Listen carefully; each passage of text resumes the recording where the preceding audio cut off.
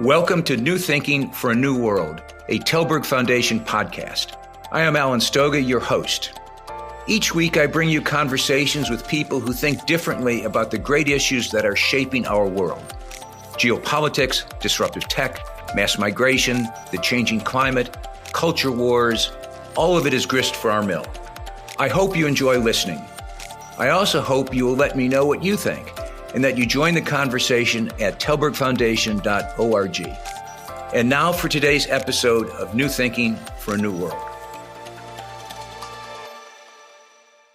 Recently, Sweden's security service raised its assessment of the level of terrorism threat against the country to 4 on a scale of 1 to 5. Sweden is now regarded as a priority target by extremist Islamic groups.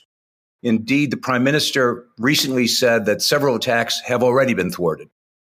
The cause, or maybe the excuse, is a series of Koran burnings by anti-Islamic activists earlier this summer that outraged Muslims around the world.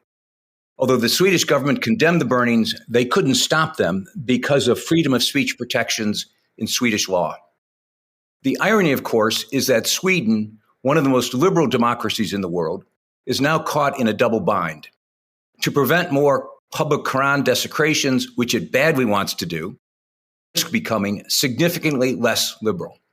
That circumstance and that challenge applies well beyond Sweden, I think, which is why today's guest, Elisabeth Braw, senior fellow at the American Enterprise Institute and a columnist for both Foreign Policy and Politico Europe, is important to talk to. She recently published an article on the Swedish dilemma, How Tolerance Makes Nations Vulnerable. Welcome, Elisabeth, to New Thinking for a New World. Thank you. In your Financial Times article, you reminded readers of Karl Popper's Open Society and Its Enemies, which he started writing in 1938. Why are his arguments about tolerance, which were formulated in the context of the challenges of Nazi Germany, relevant today? Yeah, it's extraordinary that the book written decades ago about a societal phenomenon that applied then can apply so strongly today in liberal democracies. And this is really a problem for liberal democracies because the way we are set up, which is what he also outlines, is that we are societies of tolerance. And there is a social contract there, which is that everybody puts tolerance into the mix and gets tolerance back.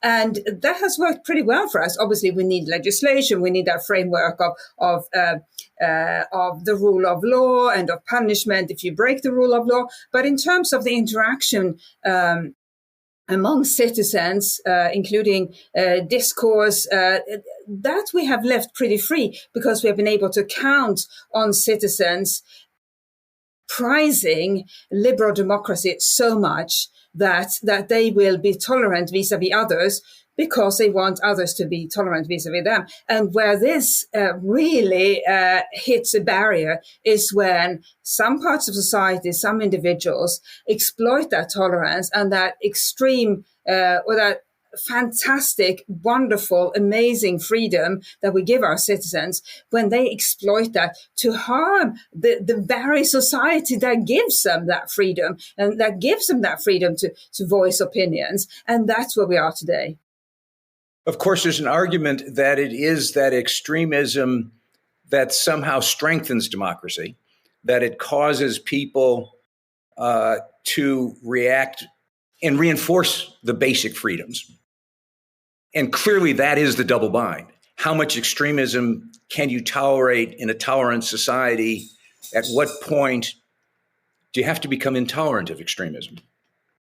Yes, at what point do you have to become intolerant? And the way we have operated so far is we've been trying to plead with people to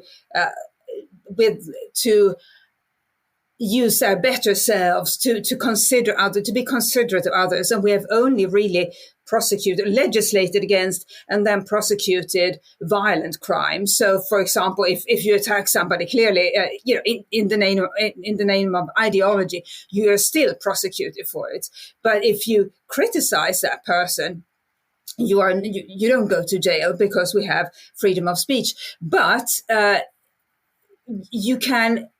What we're seeing today is that you can do so much harm, maybe not physical harm to people, but you can do harm to society at large by exploiting that freedom. And so that means that the rest of society, which is, I argue, it's still the majority. The rest of society then has to think about what do we do about this if pleading goes nowhere, if there are elements of society that are willing to engage in very provocative acts and indeed trigger violence elsewhere through their words and through their actions, even if they don't physically attack anybody, then we have to start entertaining that notion that maybe we should be less tolerant of radical views simply because a liberal democracy is not guaranteed to exist. It's a construct that we all have to be part of keeping up and maintaining. And if a large enough chunk of the population attacks that construct, it's not going to be able to withstand those attacks. It's going to crumble. Popper also argued a sort of theory of history as a long-term battle between proponents of open society and proponents of closed society. And that's, of course, back where we are again in terms of world order, competition between open and closed, democracies and autocracies. As you point out, it is stunning that we've gone full circle. We're almost back to 1938 when he's beginning to think about exactly that challenge, open versus closed. So much for the end of history. So much for the end of history, indeed. And I think even those who strongly believe that history had taken a new turn after the end of the Cold War, even they have been disabused of that notion. And I think most of us have realized by this point that the history goes in circles, and we see dark turns, and then people after a while after having been part of such a dark turn for a while, they realize that no, this is absolutely not a desirable way to live, and they try to establish something resembling democracy, which is obviously what has happened at many points. And we had a nice and long run with liberal democracy in Western Europe and North America and a few other places during the 20th century, and we still do. And in other places, it's more recent. And I just sincerely hope that we won't have to take that dark turn before we realize how valuable and how precious liberal democracy is. And I think, Alan, this is a really crucial point. Most of us don't take we take liberal democracy for granted. Those of us living in liberal democracies, those of us who have never experienced any other form of society, we take liberal democracy for granted. We just assume they will always be around because that's the only way of life we know. But there is nothing guaranteed about liberal democracy. It requires everybody to put in a certain amount of effort, even a small amount of effort, but everybody has to pitch in to help maintain it, because otherwise it will collapse under the pressure and burden and attacks of those who hate liberal democracy. Let's turn to Sweden, which is the specific case that you discussed in your article. In resume, what happened? What happened was, Alan, it's an extraordinary turn of events. So Sweden applied for NATO membership last year. And it had assurances, informal assurances from Turkey that, and indeed from every other NATO member state, that it would get the green light for NATO membership when it applied. So it applied. Then, after it applied, President Erdogan said, well, we have these concerns about Kurdish militants that have been given asylum in Sweden. We want Sweden to extradite them.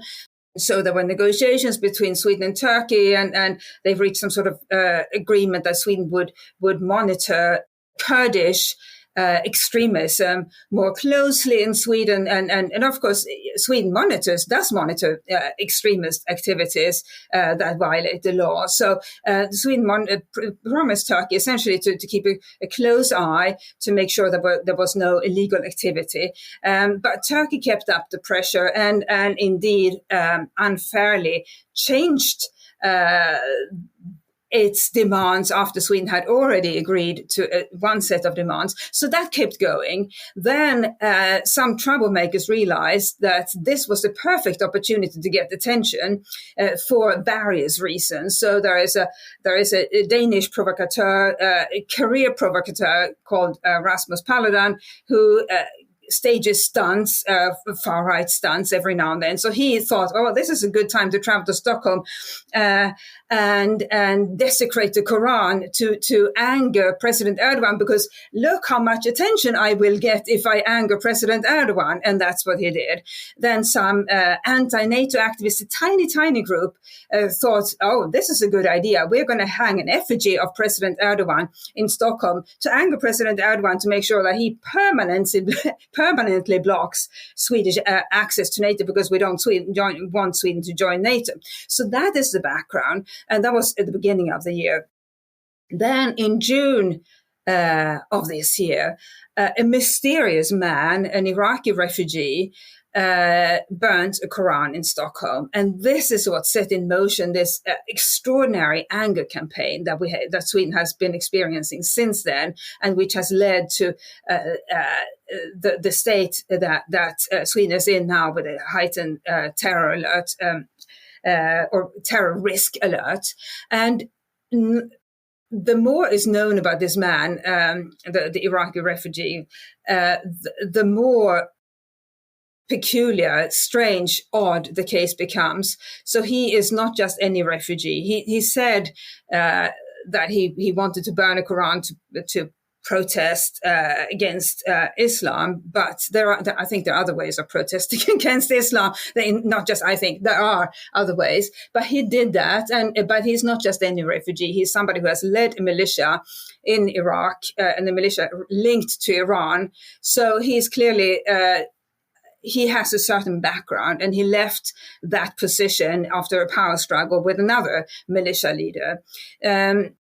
So there we are. And that triggered an instantaneous disinformation campaign against Sweden. And that's what I think is something that other countries really should look at, to make sure that they are better prepared for similar campaigns against them. So a massive disinformation campaign against Sweden is propagated primarily by Arabic language accounts and Russian language accounts on social media. And then the governments of Iran, Iraq, and a few other countries pushing for the Organization of Islamic States to condemn Sweden for Islamophobia, which is where we are today.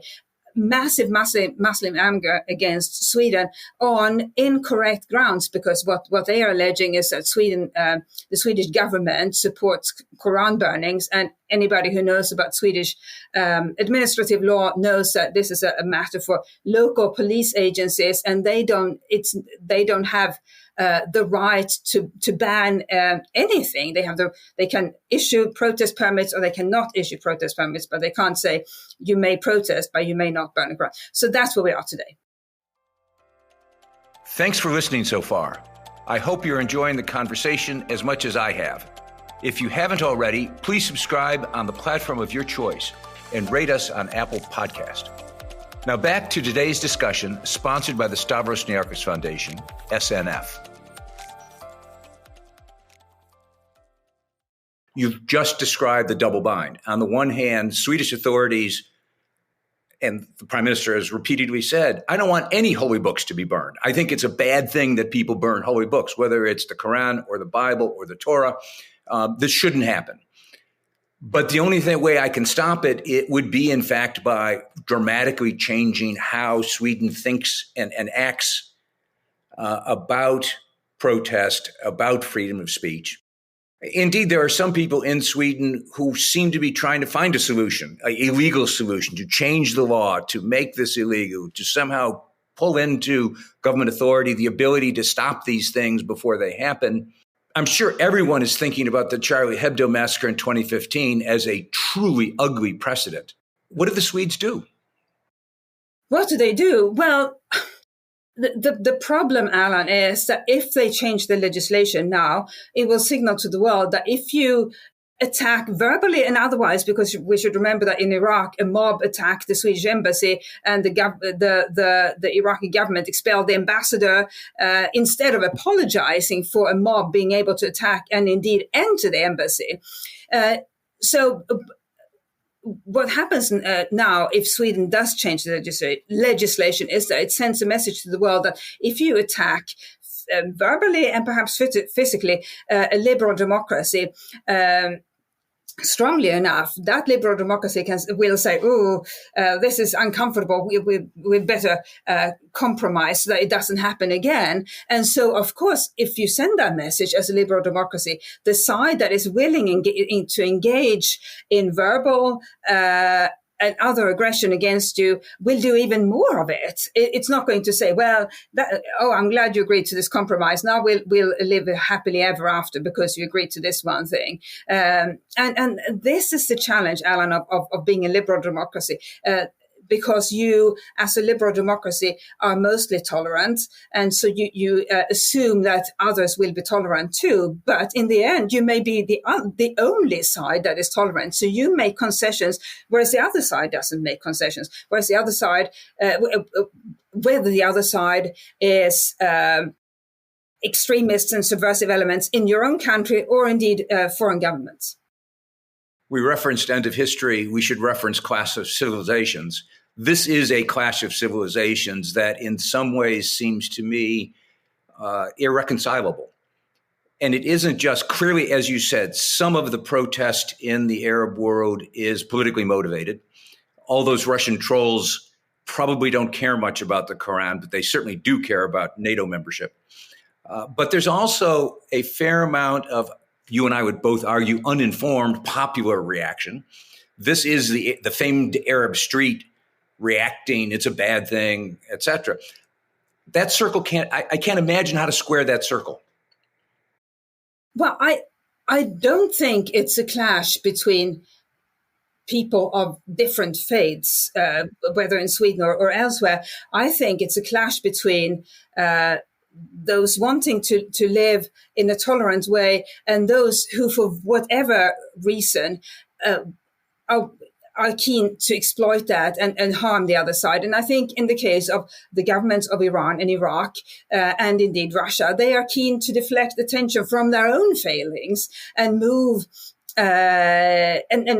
move the discourse and the focus of global discourse onto another country, which they have managed to do brilliantly. If you look at what people are talking about today, just like you and I are talking about the case of Sweden, instead of talking about the women's protests in Iran, that is the case in many other places.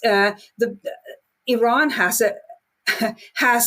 the Iranian government has a massive domestic problem at its hands because women are standing up for the right not to wear a headscarf. And so Iran, in this case, has a reason to try to deflect attention from that and from its failing, really, its failure to listen to its own population. So I think it's a clash between tolerant societies and tolerant members of society and people, individuals and governments that are, for whatever reason, on a warpath against that way of life and are willing to exploit the freedom that liberal democracy grants to harm that very liberal democracy. In contrast to a place like Iran, as you mentioned, or Afghanistan, where clearly we in the West are outraged by policies vis-a-vis women, vis-a-vis children, and so on. But those governments clearly don't care. There's not an equivalence of care. We feel guilty about Koran burnings in Sweden. They clearly don't feel guilty about, in Afghanistan, not allowing girls to go to school. we should remember that Koran burnings in Sweden, we're saying it in plural, but it really is a rare phenomenon. It was a rare phenomenon until this Iraqi refugee, who knows what his motivations are, who knows whether he has mental health issues, whether he has links to groups and regimes wishing Sweden ill. But it was manageable. It was very rare until he came along. And then suddenly the floodgates of disinformation broke open. And if I may add, Alan, we all have a responsibility to make sure that the information we share, especially on social media, but also elsewhere, that it is accurate. Because part of the reason that this anger campaign against Sweden grew so quickly is that people were careless in the information they were sharing. And there was not just the disinformation from those Arabic and Russian accounts, language accounts, but there was also sloppiness in reporting by international correspondents who may not be familiar with Swedish administrative law. So they wrongly assume that it's the government that grants permissions for protests and that the government can say whether you may or may not burn a Koran. That is obviously not the case. And so all this information and resulting anger was spread by lots of people, including people who unwittingly shared incorrect information simply because they didn't verify before sharing. Well, that's an incredibly important point and is part of the wallpaper of the 21st century. You're right. We, air quotes on the word we, ought to be more responsible and think twice before we push that send button. But nobody does, or very few people do. And it is not controllable. It is not regulatable. And it is only getting worse, not just globally, but domestically. And I do want to switch focal points. You're sitting in Washington, so it's legitimate to ask about American politics, which have obviously become hyper-partisan. The two tribes no longer just disagree. They're starting to threaten each other in some really even violent ways. Both are increasingly intolerant of the other. Some of my progressive friends would argue that Trump should not be tolerated. And some of my radical conservative friends say the same of Biden or of AOC and the progressive left. If we put all that inside the Popper frame, how do you think about preventing the United States from really going down some pretty dark paths as this tolerance of intolerance continues? Should we tolerate hate speech, tolerate extreme political speech? It is extraordinary, Alan. I've lived in America on and off since 1996, and even in that time frame, which isn't very long in the scheme of things, I've seen American society go from mostly friendly and people willing to engage and have chats with people of all political persuasions to this, as you say, hyper-partisan environment. And we can say it's fueled by social media. Yes, it is fueled by social media, but what do we do about it? Well, I think this downward spiral started with something that Robert Putnam, who is a sociologist, that he documented in a fantastic book that came out in 1999 called Bowling Alone. And I remember reading it then and being blown away by what he documented. And for those of your listeners who may not have read it, what he documented was a decline in civic participation in America. And it was stark. So people belonged to far fewer clubs and associations in 1999 than they had done in the 1950s. They had meals together far less often than they had in the 1950s, and so on and so on. And back in 1999, when the book came out, it was an interesting set of facts that Robert Putnam presented. And it's similar. The development is similar in other Western countries, even though maybe less stark than in America. But what it documented was interesting in its own right and frightening. But what we have seen since then is that people, because they don't interact with their fellow citizens on a regular basis, including fellow citizens who may be different from them, have different political views, different age, and so forth, they are much more willing to think ill of their fellow citizens. And of course, they don't spend their time that they in the past spent in, bowling clubs or educational associations or what have you, or indeed choirs. They don't spend that time reading Karl Popper. They spend that time on social media mostly, unfortunately, which leads down this narrow tunnel of only reading and seeing information that you already agree with. And in the most extreme of cases, it leads to involvement in conspiracy theories, which was obviously what triggered the January 6th attack on the Capitol. So that's where we are today. And I think, Alan, as a result, what we need is, and this may be difficult to do, but we need new societal institutions that people can participate in. It used to be churches or denominations, bowling clubs. I've sung in choirs all my life. The choirs are fortunately still vibrant, but maybe we need new places where people can gather so that they engage with their fellow human beings on a regular basis, including those who are different, hold different views. As I said, people of different ages. And the more you interact with others, the less inclined you become to feel anger and resentment and hatred of them. And as I said, this may be difficult to do because what are the new societal institutions we need? That I think would be a subject for another podcast episode. But I think the more we interact with one another, the less angry we become, and the more willing we become to think well of our fellow human beings and of society. Not to beat a dead horse, everything you just said is even more true after the pandemic and in the context of work from home. Both of those led to less social interaction, less open conversation, and more living on a screen or living through a screen rather than sort of normal, what you and I would be normal social interaction. Last question. The last sentence of your article is this: liberal democracies should learn from Popper that supporting tolerance means treating the intolerant with intolerance. I think it's a terrific punchline.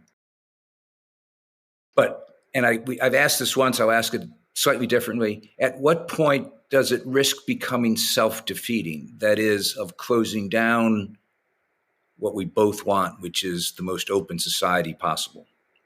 Is such a difficult measurement to make. What is acceptable expressions of free speech that are maybe unpalatable, but should still be tolerated? I think the moment you have free speech you have expressions of free speech that incite violence against your own country, I think that's where you have to draw the line. We can have any manner of ugly opinions, what most people might consider ugly opinions. We can still allow those to exist within our societies and be expressed within our societies. But if we draw the line at opinions that incite violence, I think that may be maybe not the perfect, but the best possible red line to draw for what we can permit within our societies while remaining tolerant. Thank you, Elisabeth Braw, for both that summary and this conversation. Again, I urge everyone to read How Tolerance Makes Nations Vulnerable. Somewhere on the page that you're looking at, you can click on that link. Thank you, Elisabeth. And we'll have this conversation again. I suspect these issues aren't going away. I suspect they're going to get far worse. That is unfortunately the case. So I look forward to chatting with you again. Thank you for listening to this episode of New Thinking for a New World. I'm Alan Stoga, podcast host, and I look forward to your joining our next conversation. Remember, tell us what you think at telbergfoundation.org.